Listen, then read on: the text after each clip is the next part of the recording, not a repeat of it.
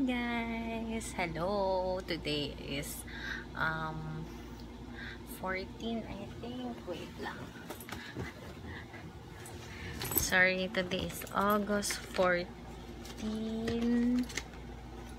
Yun ko muna sa aking date kasi nakalimutan ko. Today is, August 16. Today is August 16 and hapon na ako nakapag-vlog kasi umalis ako. May binili lang ako sa mall at hindi ko na kayo sinama kasi as usual, kadayawan dito sa Davao. Sobrang daming tao sa mall. And sobrang ang hirap magdala ng cellphone. Hindi naman sa nanakawin. Sobrang gulo-gulo lang ng mall ngayon. Ang daming tao kasi ang daming sale. Pero of course, alam niyo naman yung Pilipinas, pag sinabing sale na 70%, 50%, hindi naman talaga ganun yung kakalabasan eh. So yun, ito yung itsura ko nung miss ako, pero parang na siya, medyo nag-oily na. So yun.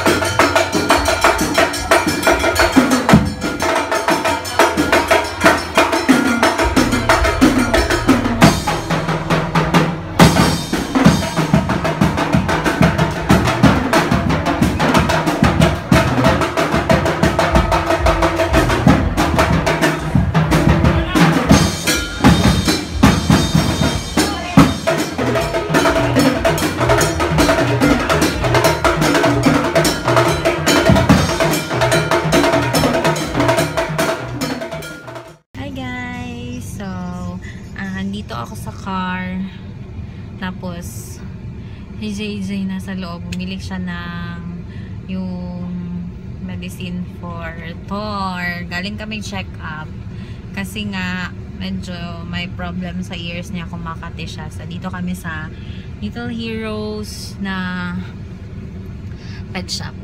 So yon, I'm with Thor. See? Hi Thor! Say hi! Yan, medyo uhaw na siya.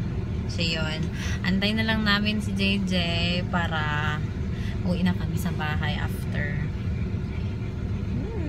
Kawawa, makati ang kanyang tenga, may problem. So yun, may mga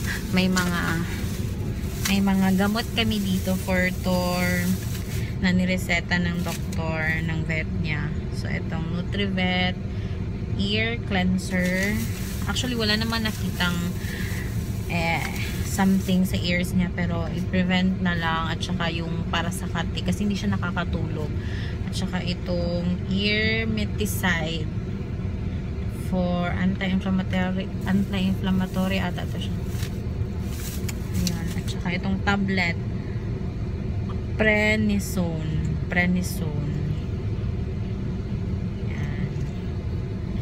Ayan, antay na lang namin si JJ. Bumili siya ng mga santap ng for dog at saka yung para sa kuto, para ma-prevent. Kasi may nakakita kaming isa pero parang i-prevent daw, sabi ng vet.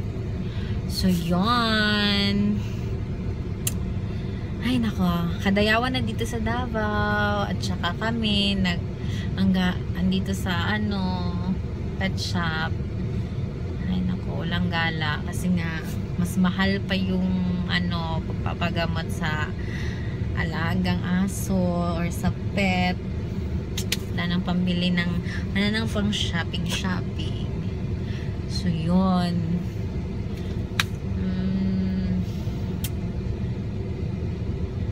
sige, balikan ko kayo ulit.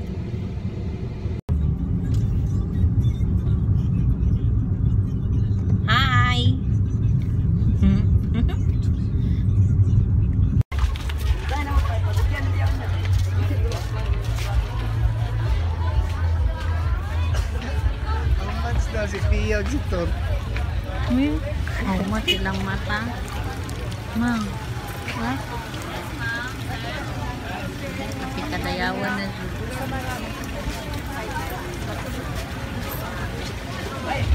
Dito sa tataan, sa tamaan. Tampo lang.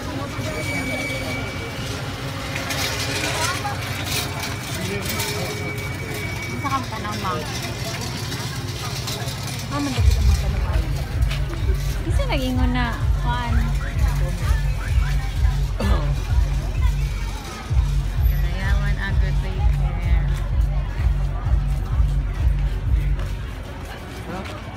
Dito mo, oh.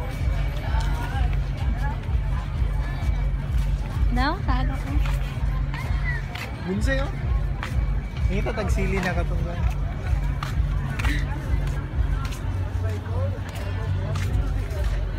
Malaki.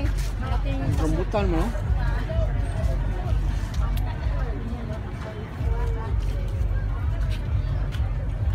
Marami lang ako kilala din siya.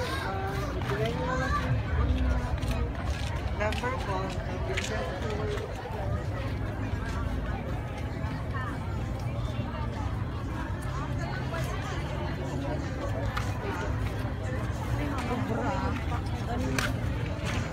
Wow, cute niya. Lachiyan. Apa yung pink dito sa loob? Cute ka. Ito rin. Uy, ayun, ilabdi. Di, kuha lang ka. Ganda yung cute ka. Ayun mo.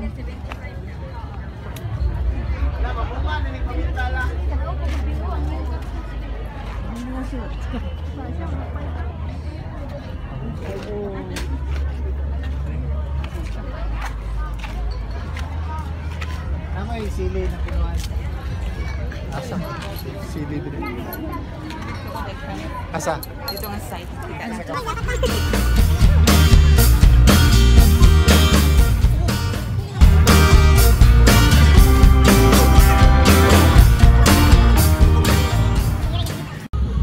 Lagan police diri para safety sa Davao, Cagayawan.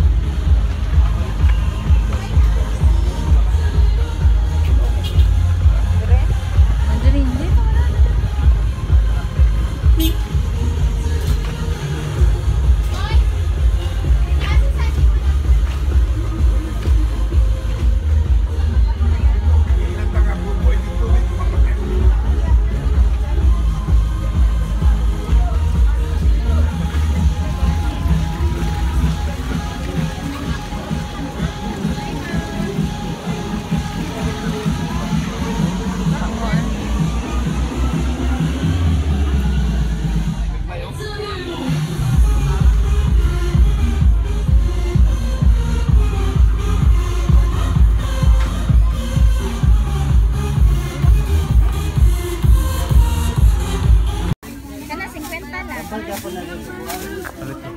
Sige na.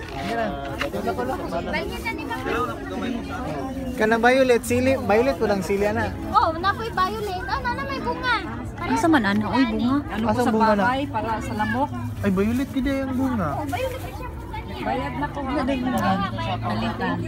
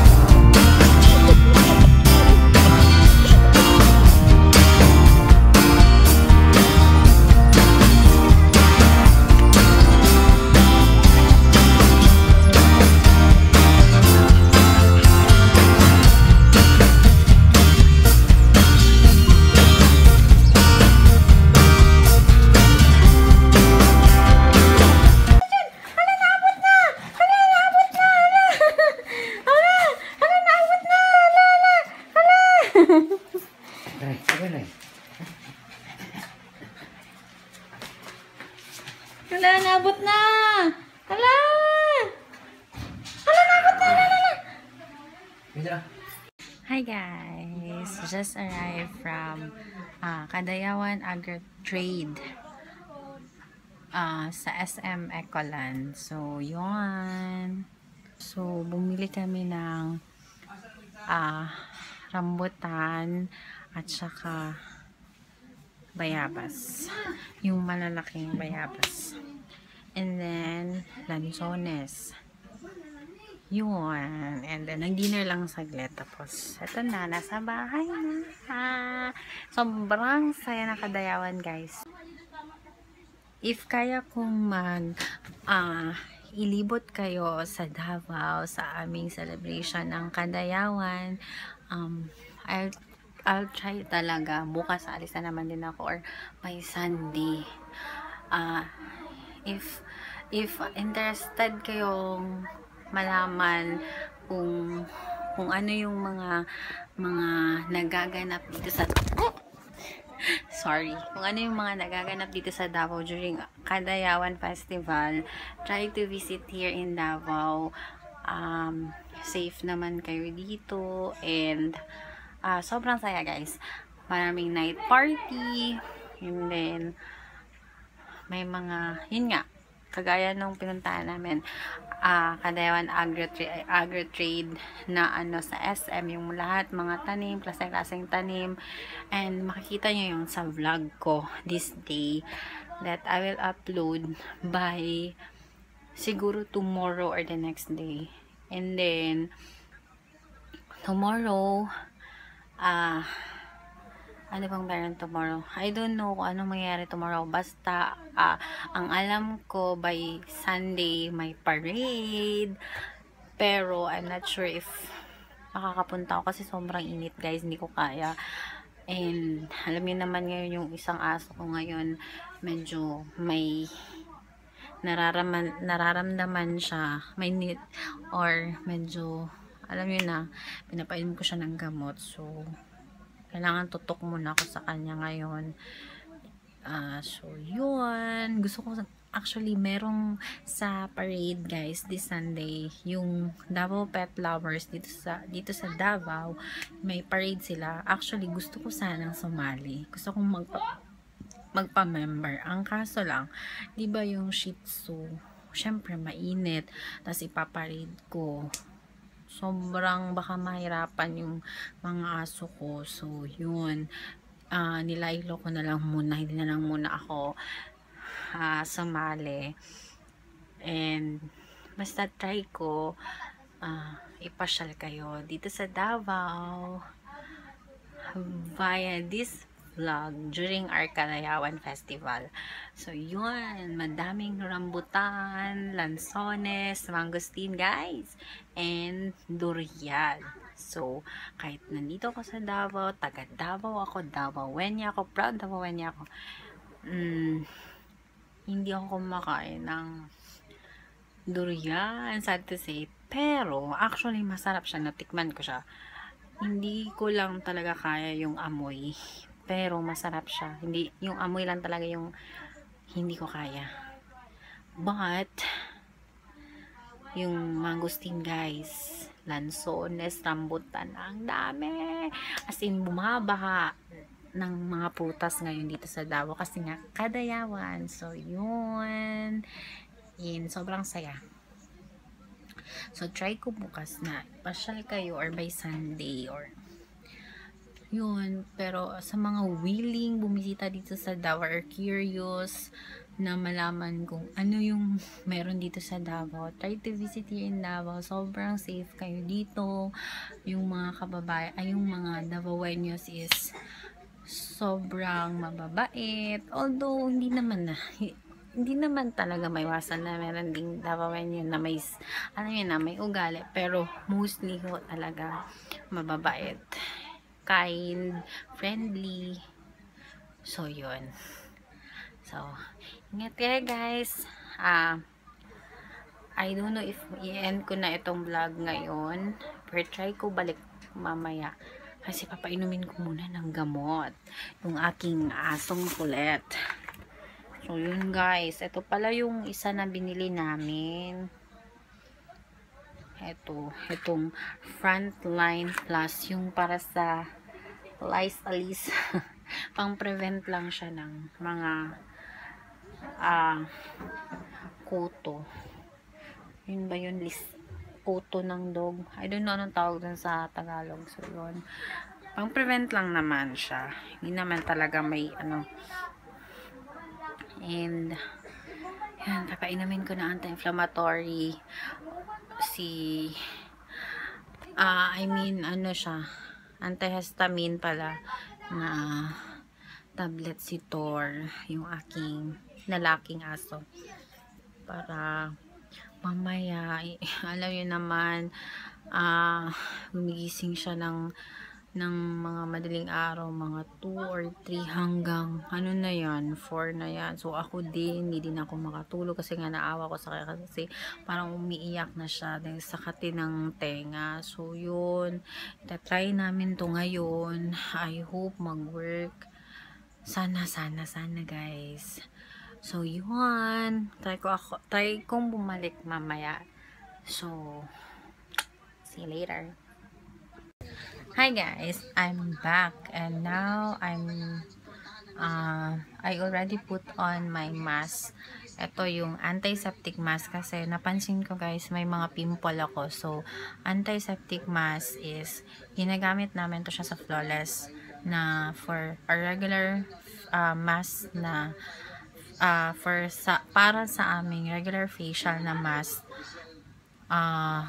Para sa ma-pimple or ma-oily ang skin. So, yun. So, good for skin type siya na may mga pimple.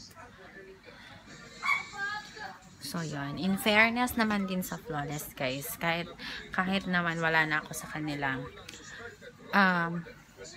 Pwede ko siyang i-recommend ko siya sa inyo, guys. Kasi effective naman din talaga siya. Yung mga, lalo na yung mga advanced facial nila guys, pwede niyo siya i-try. So, punta lang kayo sa mga nearest Flawless branch sa inyong lugar. So, yun. Yan, naglagay na ako ng mask kasi may mga pimple ako. Konti kasi yun nga, medyo ngayon inatake ako ng insomnia ko. And meron din akong bisita. So, yun, nagkahalo-halo na. Yan, may Mr. Pimp ako, ayan. And I also have here. Yan.